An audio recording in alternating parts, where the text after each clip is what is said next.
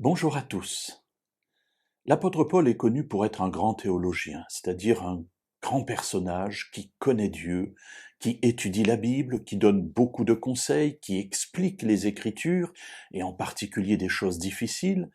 Et c'est un personnage incontournable, j'allais dire, du Nouveau Testament, de la deuxième partie de la Bible. Si on devait enlever tout ce que Paul a écrit de ce Nouveau Testament, il ne resterait pas énormément de choses. Donc merci à lui pour tous les apports qu'il a eus. Pour autant, nous pourrions nous dire que l'apôtre Paul n'est que cela, une tête, une réflexion, quelqu'un d'extrêmement intelligent qui est capable d'expliquer des choses difficiles. Mais l'apôtre Paul avait aussi un cœur. Et nous trouvons dans ses lettres, quand on lit au travers des lignes, beaucoup d'éléments qui nous parlent de sa souffrance intérieure face, par exemple, à l'incroyance des croyants, c'est-à-dire à ces membres des communautés qu'il avait créées et qui finalement ne croient pas réellement en Dieu, ne s'engagent pas réellement pour Dieu. Et ainsi, l'apôtre Paul exprime parfois, et même assez souvent, sa souffrance, sa tristesse. Un des éléments de cette souffrance, c'est l'accueil aussi reçu par les membres de ces communautés qu'il fréquentait, qu'il visitait lors de ses voyages.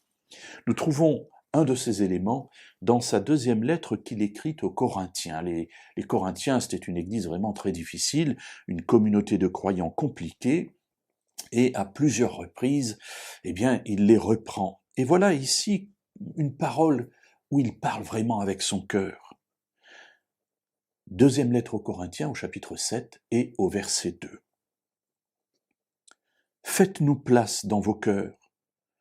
Nous n'avons fait tort à personne. Nous n'avons ruiné personne.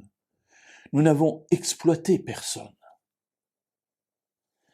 Alors voilà, faites-nous place. Alors dans nos cœurs, c'est une explication qui a été rajoutée par les traducteurs.